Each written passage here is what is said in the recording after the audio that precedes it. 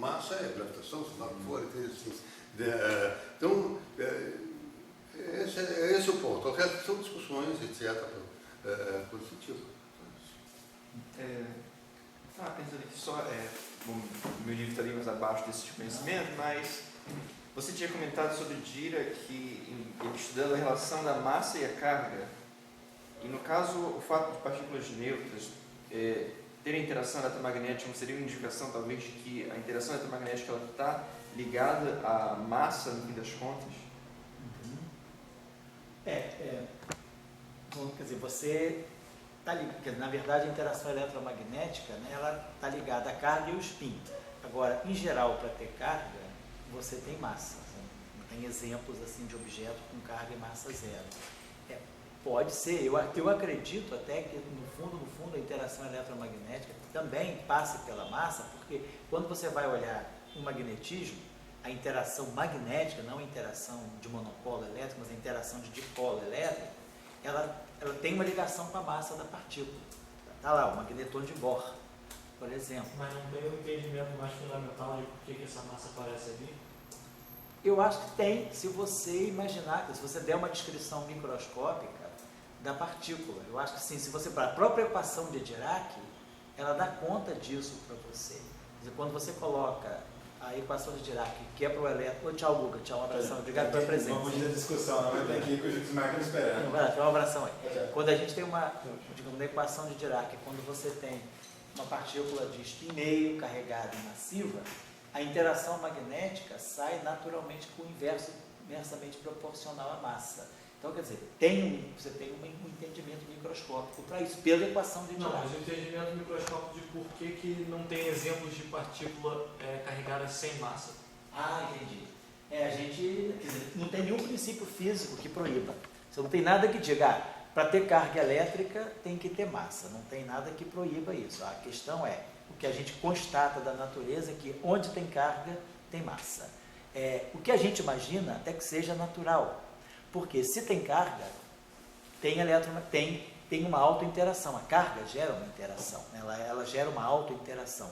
E qualquer autoenergia, qualquer energia é vista sob a forma de massa no mundo relativístico. Então, é fácil a gente entender que uma partícula carregada deva ter massa, é bastante natural. Porque a carga, essa partícula, se ela tem carga, ela vai gerar um campo. E aí esse campo acumula uma energia em torno da partícula. E aí você... Veria como se fosse uma massa efetiva. Isso, vai ver como uma massa efetiva, uma automassa que vem do campo elétrico da partícula, do campo que ela própria gera. Né? Isso é natural. O que eu acho que, por exemplo... Agora, mas isso aí prova alguma coisa? Não, isso aí não prova. Isso aí você está... Você está ligando exatamente, você está unindo conceitos. Você está unindo o conceito de campo elétrico com o conceito de alta energia, e aí energia massa, e aí você relaciona essa energia dividida por C2 deve fazer o papel de uma massa efetiva. Você entende mais ou menos isso. Agora, existem estudos, né, feitos para você considerar como seria a interação eletromagnética de um objeto carregado de massa zero. No curso que a gente vai está fazendo de funções beta aqui, lá no final eu vou discutir as fases da QED, nós vamos discutir um pouco isso. Se a gente começar a olhar para a interação eletromagnética no limite em que a massa do elétron é zero, a interação eletromagnética muda de figura, ela deixa de ser coulombiana, ela deixa de ser 1 sobre R. Ela vai ganhar uma dependência logarítmica na distância. Então, como você esperaria que uma interação como seria o mundo de uma partícula carregada de massa zero? Então, uma partícula carregada teria interação eletromagnética? Tem, mas ela tem carga zero? Tem. Tem massa zero. Então tá. Como é que seria a interação eletromagnética dela? Não seria mais coulombiana. Ela seria... Você não teria, por exemplo, um magnetron dela. Você teria alguma coisa que cai logaritmicamente. Nós vamos discutir isso, mas eu estou dizendo, eu estou colocando só isso para chegar a um outro ponto. Eu acho que a gente poderia ter vamos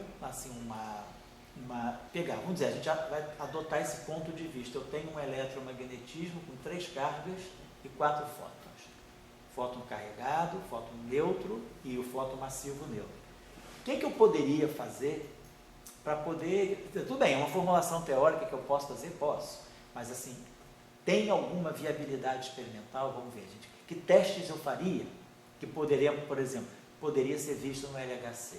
O que eu poderia fazer dentro desse modelo que o LHC poderia me dar? Ou, por exemplo, de repente, até uma experiência com átomo de hidrogênio.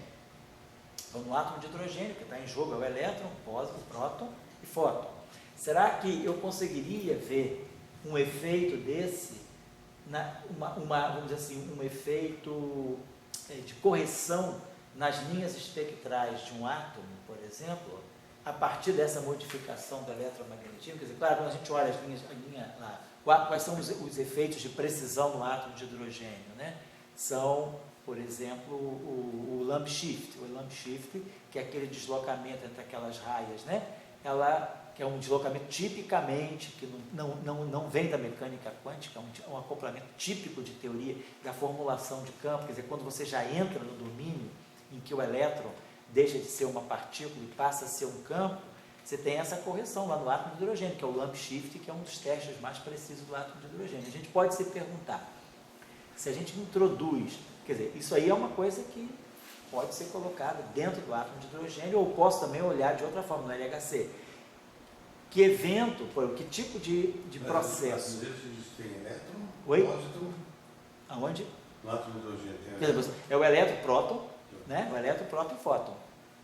O fóton. Está em jogo ali, o potencial coulombiano é o fóton, né? Mas, digamos, você tem ali aquele efeito de lump shift, que é um efeito espectral, entre duas linhas, lá, eu não sei se é uma linha S com uma linha P. Então, você tem uma linha muito fina, um deslocamento muito fino de linha espectral, que a mecânica quântica relativística não reproduz. Ninguém reproduz, só a QED reproduz. Tá? Então, esse efeito é um efeito importante. Ele pode ser materializado sob a forma de uma correção ao potencial coulombiano. Então, a gente poderia se perguntar, será que um efeito de um fóton massivo daria algum desvio no potencial coulombiano? Por exemplo, você poderia levar isso para o eletromagnetismo. Então, tem várias coisas que a gente pode fazer. Por exemplo, outro exemplo, se você tem fóton de massa zero, tem um fóton massivo neutro, um fóton carregado positivo e um fóton carregado negativo. Então, claro que agora esses fótons podem interagir entre si. Um fóton carregado, ele vai, por exemplo, um fóton carregado, outro fóton carregado, eles vão interagir trocando fóton neutro de massa zero ou massivo. Então, você vai poder ter interação agora entre fótons carregados. Então, a gente poderia, por exemplo, se perguntar no LHC, aí teria que perguntar no experimental, que sinal, como é que você veria isso em termos de LHC? Mas você poderia pensar, no LHC eu produzo eventos de altíssima energia. Então, por exemplo, no LHC você vai procurar o que você já quer ver. Então, eu não quero ver Higgs, eu não quero ver partícula supersimétrica, eu quero ver fóton carregado massivo. É isso que eu quero ver no LHC. Vamos dizer que esse é o meu ponto de vista. Então, de repente, se o cara vai aceitar, na colaboração vai aceitar fazer esse experimento. Mas isso aí vocês podem fazer, o LHC aceita que você mande, fala, eu tenho esse processo. Não necessariamente eles vão fazer, mas eles aceitam. Eles vão estudar, vão ver, vai ter um corpo de referir que vai julgar a viabilidade do processo e tal. Então, digamos que você quisesse estudar esse processo. Por exemplo, no LHC, você produz um fóton carregado. Esse fóton carregado, você não vai conseguir medir o fóton carregado, mas você pode medir o produto dele. O que esse fóton carregado pode decair? Ele pode decair num elétron. Imagina que você produziu no LHC, por algum processo que aconteceu aqui, você produziu um fóton carregado negativo. Esse fóton carregado é massivo. Ele pode decair, então, num elétron e num fóton neutro, um fóton de Maxwell. Então, eu poderia estudar esse processo. Um fóton carregado neutro, ou massivo, chama fóton carregado, né, e massivo, ele pode decair num elétron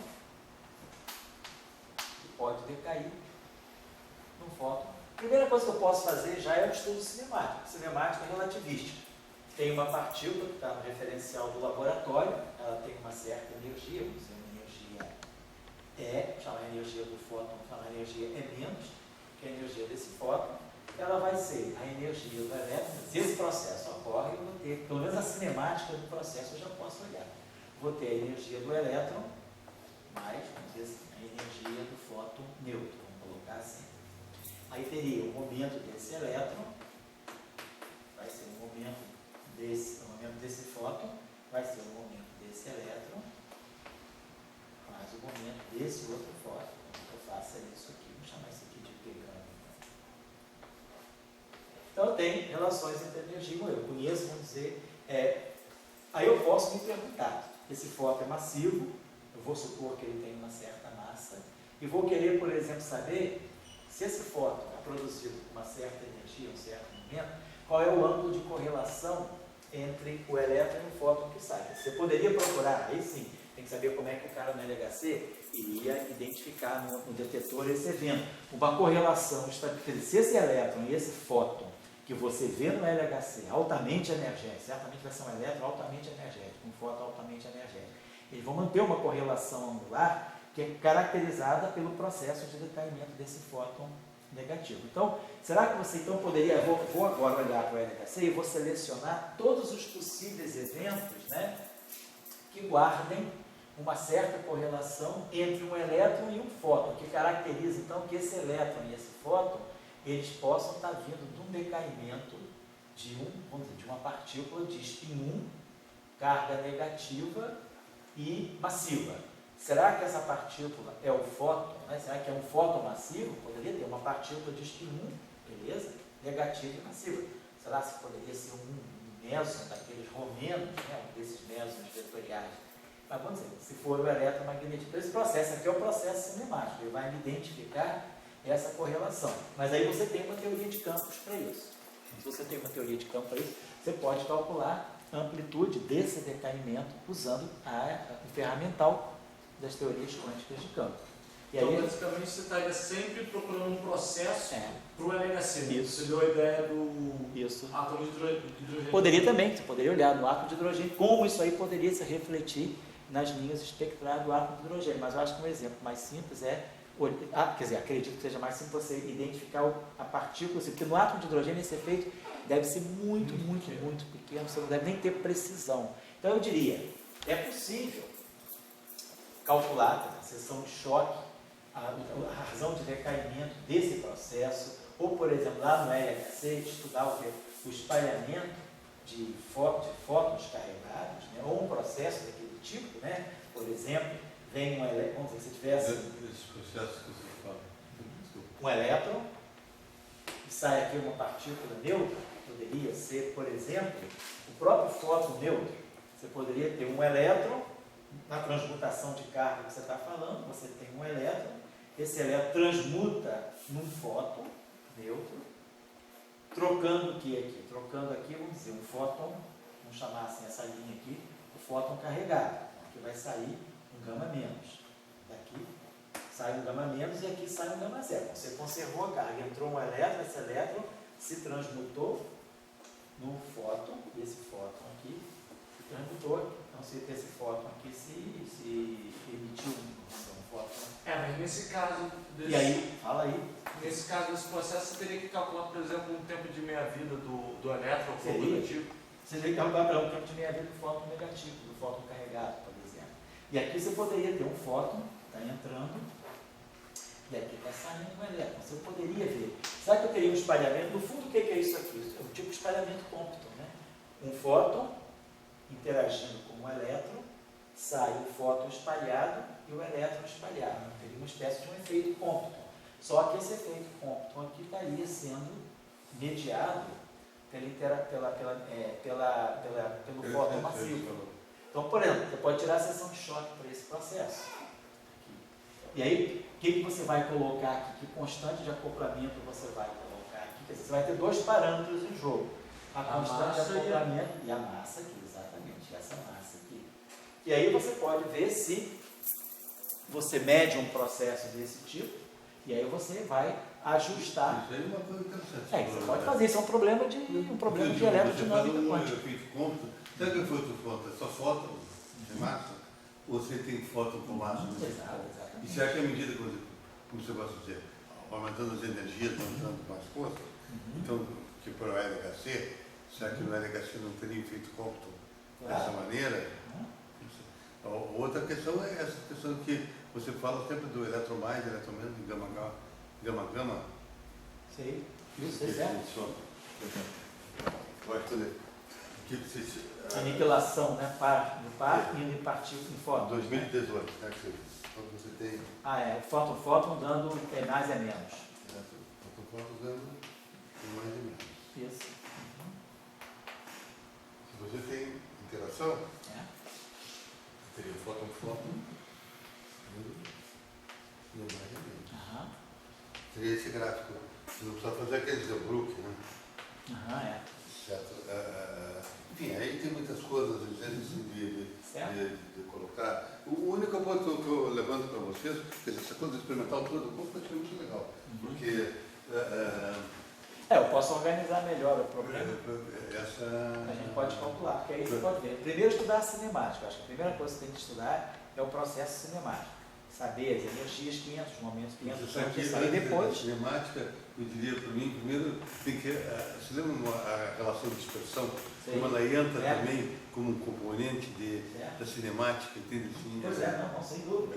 A relação de dispersão vai ser fundamental, porque se você vai querer estudar a relação, o que você faz no efeito Compton? Você usa o momento do fóton. Quando você faz o efeito Compton, você está dizendo isso, quando você estuda o espalhamento, né, o efeito Compton.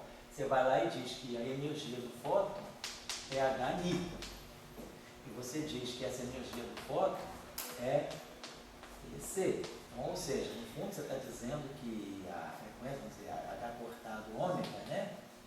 Que a energia é EC. Então, você está dizendo, eu tenho uma... E aqui, ou seja, P sobre H cortado é K, você está dizendo que ômega é igual a KC.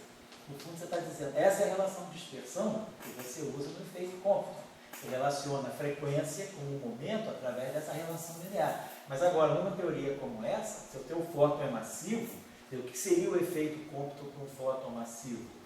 Você não vai mais poder dizer que é igual a Hν. Você vai ter que dizer que ômega 2 é igual a K2, C2, quer dizer, você vai dizer isso aqui, E2 é igual a P2, C2 mais Mγ ao quadrado C4. Isso aqui é a relação de dispersão de um fóton massivo. Então, isso aqui é H cortado ao quadrado, ômega 2, aqui é H, então isso aqui é ômega 2. Então, vou botar Hν, isso aqui é H2, μ2. Isso aqui é P2 e H cortado ao quadrado, K2. Que aí é 2π sobre lambda, né? Isso aqui então é 2π sobre, então 2π sobre 4π ao quadrado, né?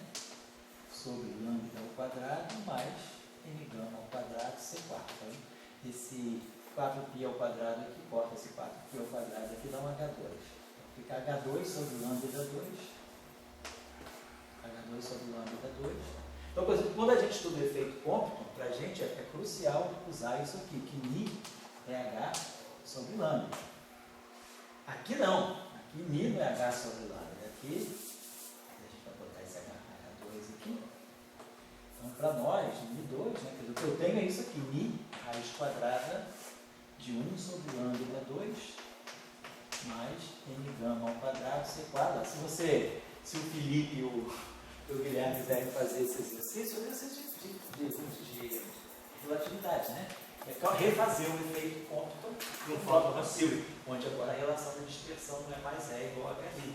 É aquela relação entre a frequência e o tiro ângulo de espalhamento. Faz esse exercício aí, cara. Interessante, dá para a gente a resposta. Só para a gente ver como é que fica, já ver a cinemática do espalhamento Compton com um fóton massivo. Depois, claro, essa cinemática vai ser importante na teoria de campo. Quando a gente for fazer a teoria de campo, vai ter que relevar. Mas é claro, quer dizer que se eu for calcular o ângulo, porque geralmente no efeito Compton você calcula o cosseno do ângulo θ, né? Em função de 1 sobre o comprimento de onda. Só que lá a relação que a gente usa quando usa as conservações de energia e momento é uma relação simplesinha. A lambda N igual a H. Isso que a gente é lambda N igual a C, né? Lambda N igual a C. Essa é a relação de dispersão para o fóton de massa zero. Mas agora não é mais isso. Agora a relação de dispersão é isso aqui, né? Então é bem mais complicado. Eu posso botar aqui esse lambda N aqui. E aí esse aqui desaparece, mas aí aparece um lambda ao quadrado. Então, é um exercício simples, né? mas que eu nunca vi feito isso, eu nunca vi ninguém estudar o espalhamento Compton para fóton massivo, poderia ser o caso. Ou fazer o espalhamento Compton também com fóton carregado. Imaginar, né, que você tem